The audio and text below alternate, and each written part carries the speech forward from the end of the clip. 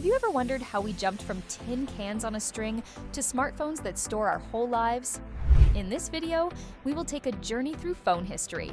Let's explore the big moments, from early wired calls to the sleek pocket devices we own today.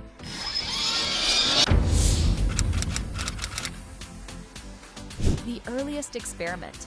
Long ago, children tried talking through a simple setup, 2 cans and a thin string. This idea showed how sound vibrations could travel over a small distance. Then, inventors wanted to send voices across bigger areas.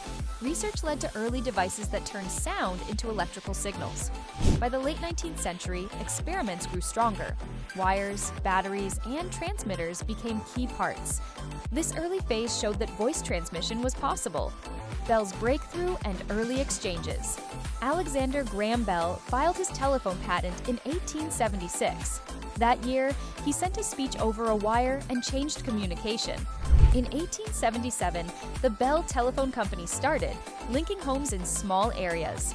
By 1885, American Telephone and Telegraph, or AT&T, led long-distance calls across states. In 1891, the first automatic switchboard replaced human operators. This invention lets callers connect faster without waiting for an operator to plug wires. We've seen Bell's first steps, but how did phones stretch across vast distances? Listen in now for the next breakthrough. Coast to coast and the rotary dial. In 1915, America saw its first coast-to-coast phone call. It linked New York and San Francisco, showing that voices could span thousands of miles. During the 1930s, the rotary dial phone became common. People could spin the dial to place calls without the operator's help. Families used phones for urgent news. Businesses relied on them for orders and deals. Lines grew stronger, and operators handled fewer tasks. From landlines to early mobile attempts. In 1946, the first mobile telephone service started in St. Louis, letting people in vehicles make calls with radio waves. It was bulky and had limited channels. Over time, more cities got similar services, though they were pricey. By the 1950s, landlines were in many homes, and families liked the convenience. AT&T grew bigger as demand soared. Engineers kept seeking ways to improve signals and reduce equipment size. Rotary phones still ruled, but ideas were coming. We saw landlines dominate, and then early car phones appeared. Now it's time to see why beepers took over until another device overshadowed them. Beepers take center stage. In 1956, the first pager reached medical staff and emergency workers. It sent a signal to alert someone. By the 1980s, pagers were everywhere in settings, hospitals, and police departments. People wore them on belts and ran to find a phone once they got a beep. Different codes stood for different messages. Touch-tone phones from 1963 made dialing easier. Digits replaced the slow rotary method, letting users punch in numbers quickly. Pagers succeeded for 2 decades, but a new mobile wave would soon pass them by. Satellite phones for remote regions. Satellite phones entered the scene in the late 1970s and early 1980s, but they were large. Services like Inmarsat offered ocean coverage for ships. Iridium and Globalstar soon followed. They used satellites in low Earth orbit to link remote spots worldwide. Calls were possible in deserts, oceans, or mountains.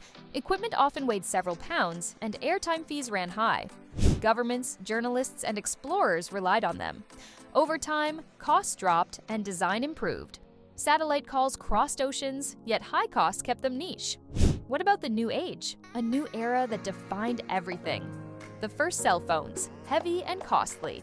In 1973, Martin Cooper of Motorola made the first handheld cell call on a prototype. A decade later, in 1983, Motorola released the Dynatac 8000X for nearly $4,000. It weighed around 2 pounds and offered about 30 minutes of talk time. People with these devices stood out in public. Early networks used analog signals. Known as 1G, coverage was limited, and calls dropped often. Digital networks and text messages. The 1990s brought digital 2G networks that supported text messaging. In 1992, the first SMS said "Merry Christmas" on a Vodafone network. Phones started to shrink, and battery life improved.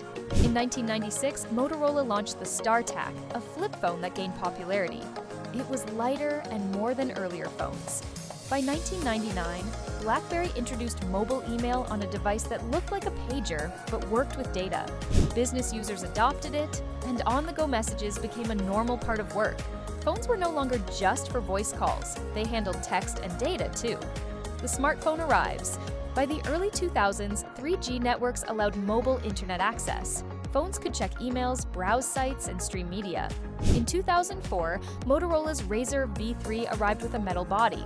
It sold over 130 million units. Then came 2007, when Apple introduced the iPhone with a touchscreen. It puts music, apps, and the web in one place.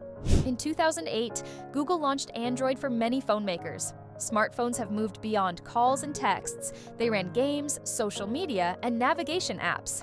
By 2010, 4G LTE boosted speeds even more, giving users faster downloads and smoother video calls, assistants, earbuds, and foldables. By 2013, assistants like Siri and Google Assistant were standard on many smartphones. They recognized voice commands and performed tasks without typing. In 2016, wireless earbuds grew common. Users paired them with phones for music and calls, skipping wires. In 2019, 5G networks rolled out in select cities. They gave faster connections for streaming and real-time gaming. In 2022, foldable phones reappeared, such as Samsung's Galaxy Z Fold, bridging phone and tablet features.